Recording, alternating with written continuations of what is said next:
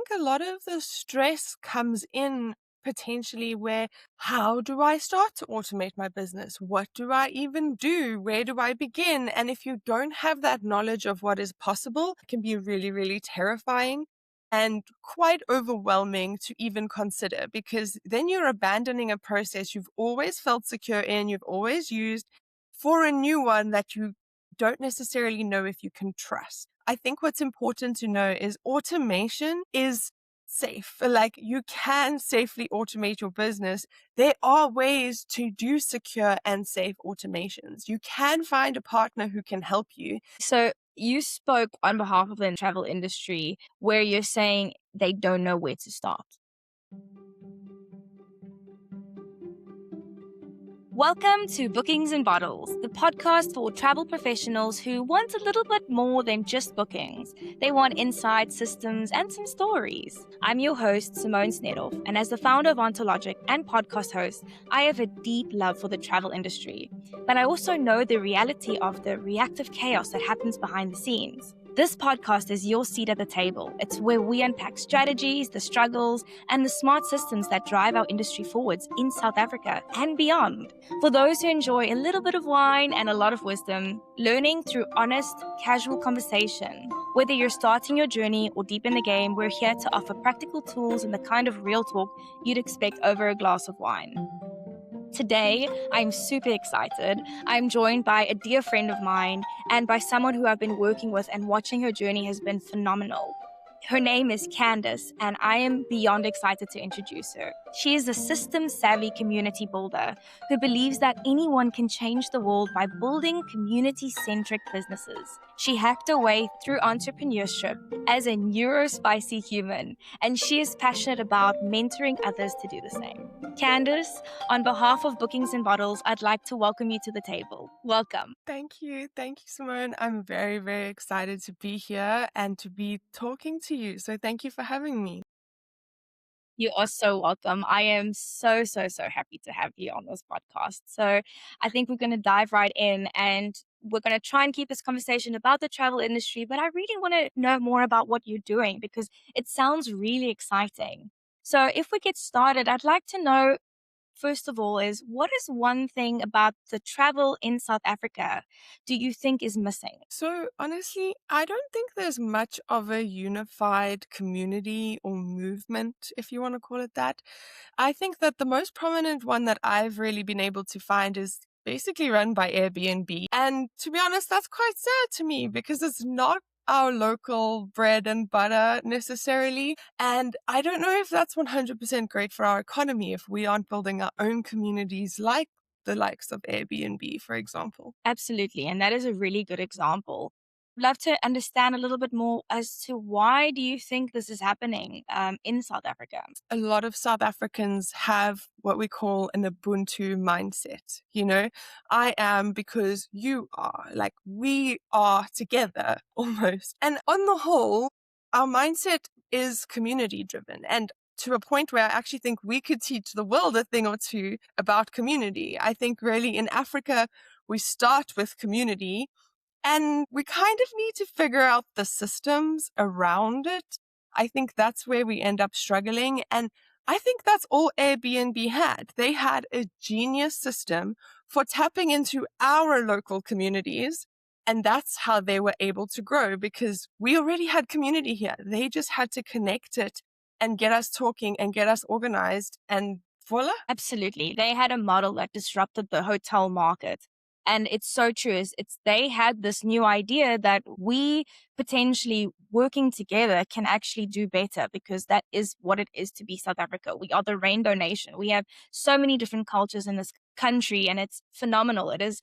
I'm so happy to be called a South African. So I really love what you're saying, and I really appreciate that you brought it home. Looking more at networking, because especially this links with what you're doing, and it's the original concept of handing out business cards. You speak about founder communities. Why is that different? And why is it a critical shift for South African entrepreneurs right now? So I'm going to say something that's probably going to sound unfair to a lot of people. And honestly, it's really unfair, but who you know is way more important than what you know.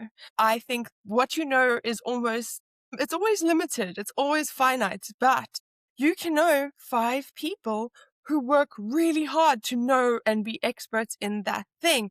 And by knowing all those people, you become a connection point. You also basically have that knowledge, that insight, if you can tap into it. So what I don't think people are really understanding is that you need to work really, really hard to maintain and build relationships. And that is actually what networking is. It is return on relationships. It really brings you back to community in one sense, but in return, you also get a lot of trust. You build credibility. And without even realizing it, you've got advocates out there in the world walking around in other communities, advocating for you, championing you, spreading the good things that you do, and also expanding your network by virtue of just going out into the world.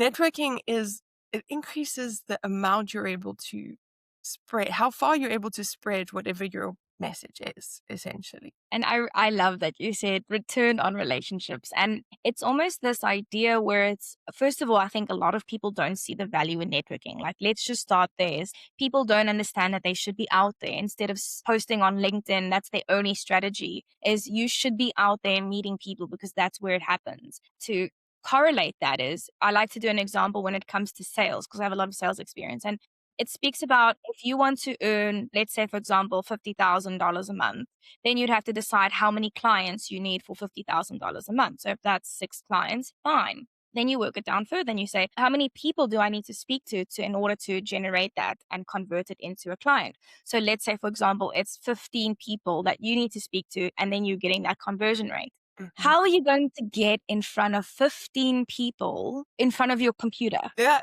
it's definitely not possible. Like you're only limited in how much time you have in the day, in how much energy you have.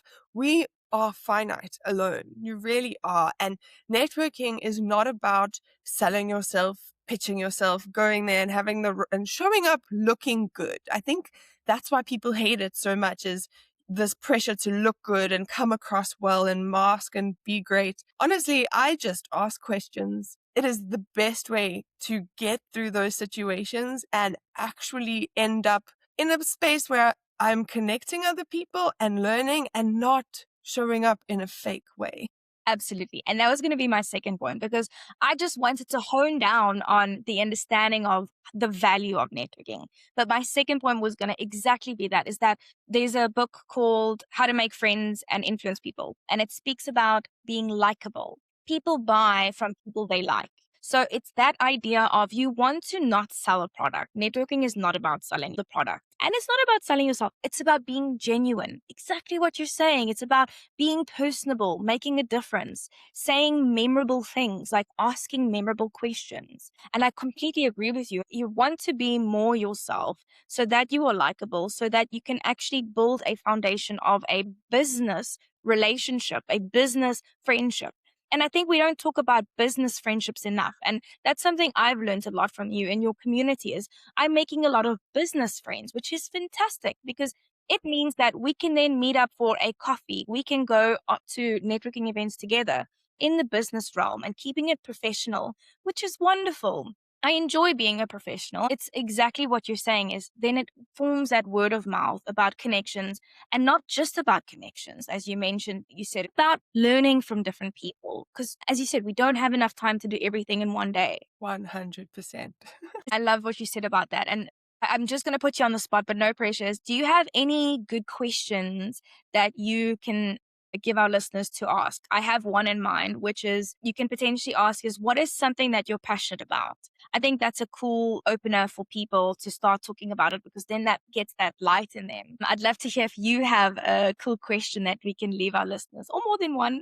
One question that always is at the top of my list is, if you had to do any part of your job without getting paid for it, what would you keep doing? And that is always very exciting for me because then I can learn about what they're very passionate about, but Mm. also often where their values lie. It's very interesting. I love that question. Wow, thank you for that. You definitely stood up for the challenge. So thank you. I really love collecting questions, I must say. That's my secret weapon in a networking space. Rather ask good questions. Thank you. The quality of your answer is determined by the quality of your question. So I love that you spoke about collecting questions, and it's really reinforcing that people should be more focused on asking questions and listening. Trying to look a certain way, trying to sound a certain way. Just listen. Just listen. Yep. And I've spoken about this before and we've spoken about it. And it's listening is also part of communication, but it's not just listening to speak. It's listening to understand, making sure that you're not waiting with the point in your mind, not hearing anything that that person's saying, and you're just ready to be like, "Ugh," and having had nothing to listen, to understand, to learn. And then you're going to go home with the same knowledge that you arrived with. Yeah, it's not an authentic way to show up, and people know that. You always say that rooted deep down is your purpose. Why did you come to that event? Why are you networking? Why are you connecting with people? If it is so that you can buy my stuff, people will know and people will run away. They are allergic to that kind of thing. But if it is so that I can learn more about them, or I'm here to grow and meet new people who can connect me with spaces I don't know, that is an authentic reason to show up. And if your purpose is authentic, your networking will be. I love, love, love that. Thank you so much. I know we dove a bit deep into networking, but it's just so important because I think it's quite relevant to the travel industry because there's so many endabas, there's so many different types of networking events that they're actually doing really well. We're talking about entrepreneurs and solo entrepreneurs, but to give credit to the travel industry, people are doing it well. And I think what you're giving them is just a nice backpack where they can now leverage it even more now that they're attending these events, and not just attend these events the way that they have been doing it, but now to do it with intention, with purpose. And I love that. Thank you so much. Of course, of course. And I have been watching you along your journey, and it's been such a privilege, and you've accomplished so much. And your latest accomplishment is that you're working with Yoko, which is amazing. Again, congratulations. That is just a testament to your work ethic and all the hard work that you've been doing. And we're looking at Yoko. They focus on safety and trust, and it's been automated. And if the system works, the customer feels safe, specifically for Yoko. But if we look at this a little bit for the travel industry is a little bit hesitant towards automations and AI and all of these different technological advancements, just because they feel like it's going to remove the personal and human element. Do you think that by avoiding this, they're actually putting their business at a disadvantage? How do we find the balance? What are your thoughts? So, yes, they definitely are. You're building your business in a way that is unsustainable if you are in this century and you are not considering how to automate the stuff that you don't want to do. And the problem with that is you're forcing yourself to physically, manually run every single step of your business. I mean, I run community and many communities, and with Yoko, it's a massive community. Like, it is vital to stay authentic and honest because that is really tied to your credibility in that situation. And also, you have to stay personal. You can't be impersonal. You can't pretend or fake it. People will know. But it's very important to separate the operational part of the personal and relationship building from the interpersonal part. Now, operations are ideal for bots and tools and apps and those things that many tech bros have gone and made some really cool solutions for, right? But we as humans, there are things that we are good at. And I agree, we need to hold on to that. We need to hold on to that interpersonal relationship building, that connection, making sure that we are intentional at every step of the user journey and able to deliver a good experience. But by not automating the systems and the operations part, all you're doing is you're limiting how many people you can actually build relationships with because you're forcing yourself to be the control point for everything of your business, which means you have to push every little thing along. And personally, like, I would much rather take my new client out for lunch while my system sends all my next batch of emails for me so that I can invest in the things that only I can do, whereas my tools can do the other things that I really know how, like that I really don't need to do, that are busy work that doesn't have any value having a real human behind the wheel. Absolutely. And you hit the nail on the head when you're speaking about the process in travel because you have to think about every point in the user journey. It's not a kind of thing that you should be doing for your business as with other businesses. With travel, you have to. It is a non negotiable. How does the person get from the airplane to their hotel? What is the season?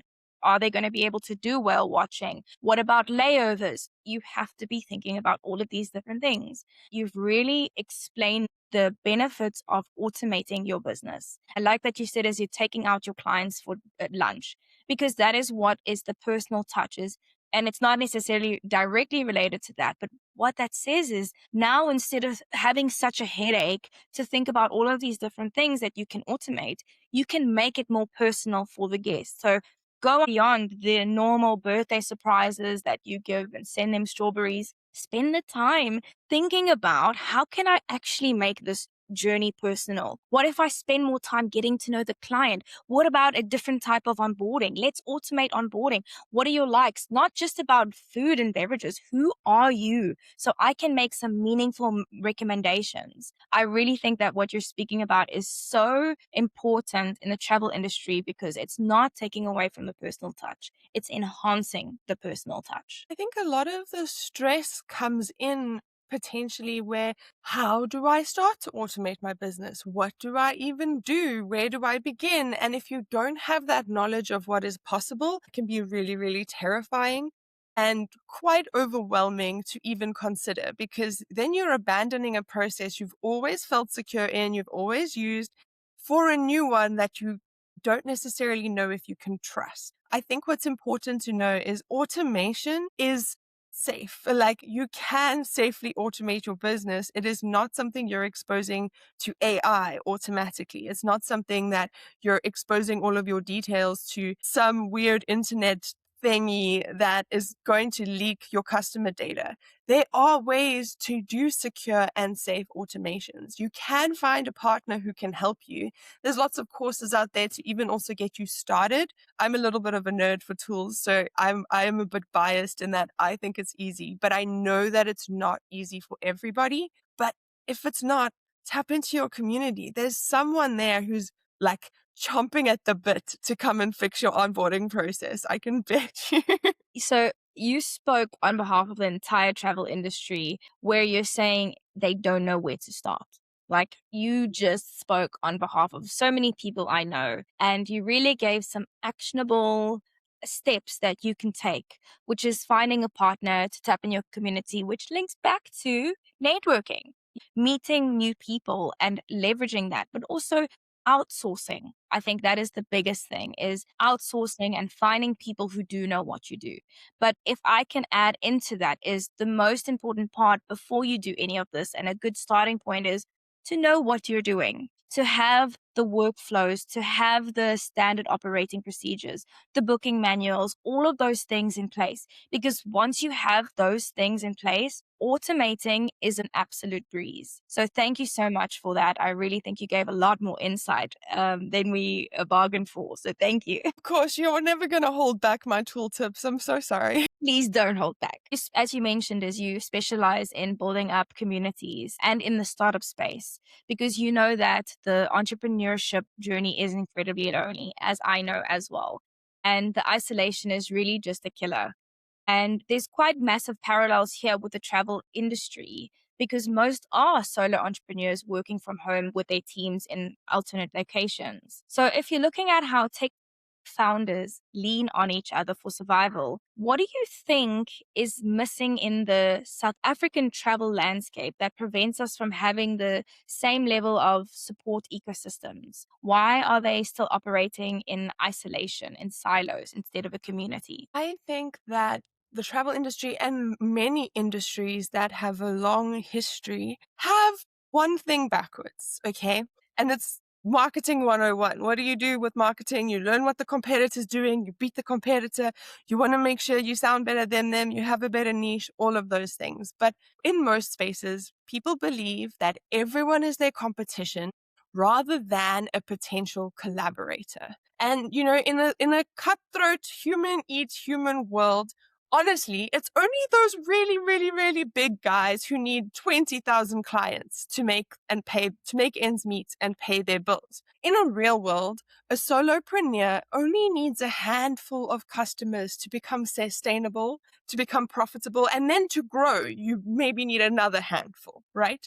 But why do we run around thinking that everybody is out to get us? Why not collaborate? And in the startup space, there is definitely competition, I will say that, but they do not let the competition stop them from collaborating, from learning, from integrating, and then from using all that they've learned to grow their business. That is the real big difference about the tech industry is you'll have one founder go and meet with a competitor founder and they will share data, they will share ideas, they will share learnings for a common good.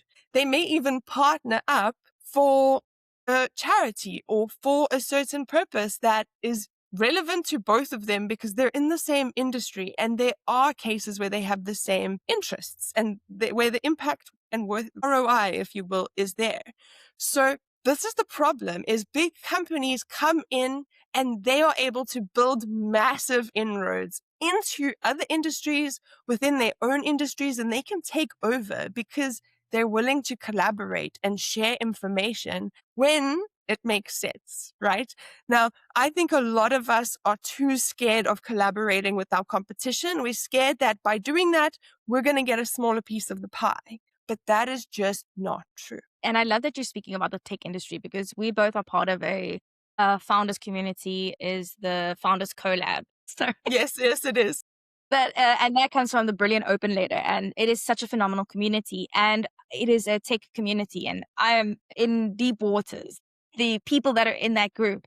But I like that you're speaking about the tech industry because there's a lot of things that they do, and it's that they build fast, test as fast as possible. These are the kinds of tips that you can get from that. But outside of that is you spoke about leveraging competitors, and a friend of mine who owns a development house was outsourced by an even bigger dev house. Yep, that makes sense because there's too much work out there, actually. There is so much work for those who are finding it. All you need to do is figure out where you fit in that value chain and figure out who are the people above you that need you and who are the people below you who you need. Absolutely. I really like the way that you explained how you only need a few clients. And I think to leave with a lovely sentiment is that others don't have to lose for me to win. It's this mentality that you're speaking about is I need to be the best. I need to know you. I don't want to see you succeeding. No, no, no, no, no. When you grow and learn together, there's enough. As you said, there is enough share for everyone. And if there isn't, then innovate or work together even more like the company did before. Exactly. Or you can build a new audience. There are many ways. Like it's always community over competition for me. Community over competition. That is such a phenomenal sentiment, especially for people in the travel industry, because I think this is a great industry to speak about because there is a lot of competition. And if you are doing your job right, you are leveraging these systems, the tips that you're speaking about, and community. It's wonderful. If you sometimes have a client that you can't fulfill their needs, guest service is to say, I can still solve your problem, even though I'm not going to benefit from that. And what that's going to do in turn is that client is going to remember that. You're a problem solver. I'm going to make sure that I come back to you. So leveraging these relationships with other industry players is so important, and it can bring value that we don't even know because the community and the industry is not doing it. So it's will be magnificent to see if more people are doing this. Far less isolating and lonely, especially if you work by yourself. Yes, absolutely. Absolutely. Thank you for bringing that home. Before I move on to my last question, I'd love to just speak a little bit about your community. And I did give a brief introduction for you, but you're busy with so many different things. So I know that you are doing things outside of your community. So I'd love for everyone to just get a little bit of insight of who is Candice and what is she about. Okay, well, I help independent businesses build contributor led communities. Okay. And that really helps them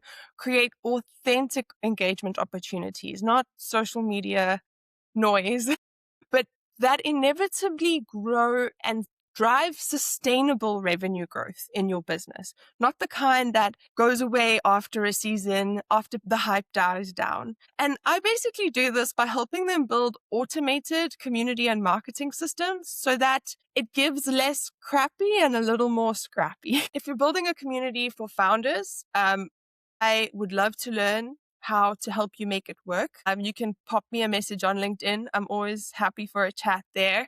I'm also trying to post a lot there. So post my comments. Let me know if you have questions. Otherwise, I also run a peer-driven community for solo founders who are basically doing everything alone.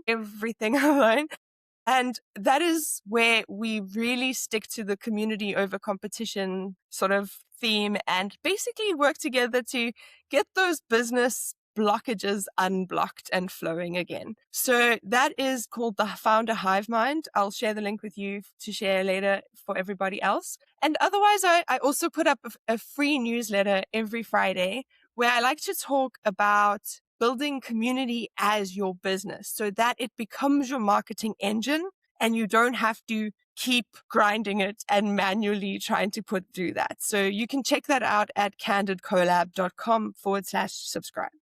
Thank you. I will put all your links in the actual podcast so people can find you there. They'll be able to connect with you. So make sure that you are following her on LinkedIn. She does post a lot of wonderful stuff and also checking out her website.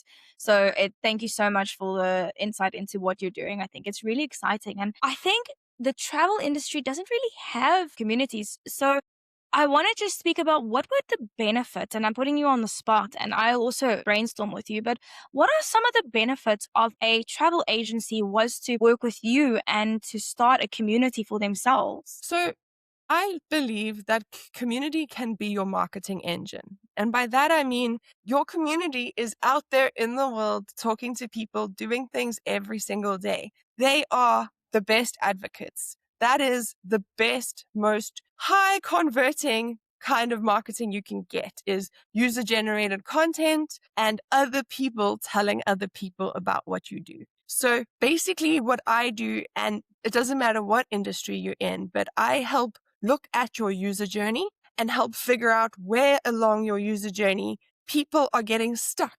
People are potentially not actually engaging with you deeper and helping you figure out how do you build habitual channels that constantly get people coming to you rather than you needing to go and stand with a megaphone on a corner screaming into a pond like LinkedIn, hoping someone catches your drift, you know? So if you really want to make community a system that automatically brings in advocates so that you don't have to work so hard to acquire new leads, that is when you build a community with me. And thank you so much for, again, me putting you on the spot. You are doing so well. And I just want people to see the benefits of potentially having this as part of the travel industry. It is so important. It's about coming together again and also having a relationship with these people then. So thank you so much for that answer. It really is important for a lot of people to hear. And one more thing I'll add there is it gets you feedback.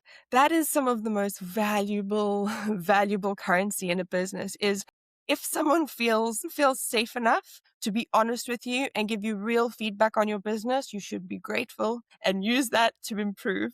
So building that relationship is the best way to get real good feedback that can honestly sometimes be really difficult when people just give you happy, positive compliments all the time that may not necessarily be useful. It's also so important that you're speaking about this because number one, we spoke about the tech world, which we both are currently in that group again. And that is why they grow so fast, is because they have great feedback loops. Their feedback loops are insane. It's this ability to put your ego aside and say, okay, hit me. You accept it as a gift, like you're saying, because if someone is not telling you the truth about your business, you're going to continue to think that what you're doing is acceptable and normal and okay, when you can make some small changes in your business that can make the biggest difference. And Thanks. I like also that you're speaking about communities, especially that communities, and we didn't hit on this point, but it's that communities are off the platform. So it's not necessarily a community that's built on LinkedIn or Instagram or Facebook. You use different channels like Circle. And one of the reasons I'm saying that is, for example, if the algorithm changes, then you kind of lose that engagement. And having this safe space to have your communities on is so important.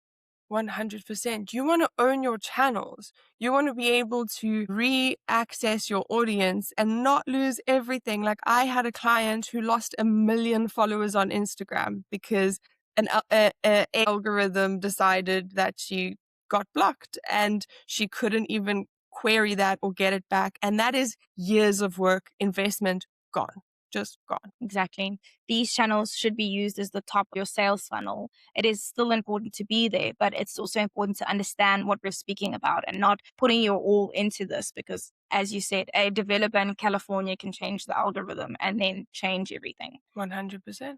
So to finish off is I asked you what are you passionate about? And I'm going to read your quote, which was really lovely. And I'd love to talk about it. And you said, helping others realize that they can find security, stability, and safety for themselves, their families, and their communities by taking the big, scary step into being self-employed. And I love this. The world doesn't need more billionaires. It needs more community-centered movements. I'd love to hear more about where does your passion for this come from? So I essentially got retrenched during COVID. I was an event planner and obviously the whole world, I don't have to explain it to anyone in tourism, obviously, but the whole world shut down and I lost my job and I thought I was secure. I thought I was safe. And that's shocked me because my whole life I was told, get a job, be good, go to school, do the things and you'll be fine. And I still lost my job. I did all the things I was supposed to do and that didn't make me feel safe. And so I was forced into a place where no one would hire me. I had to hack my way to where I am today over the last, I don't know, since then.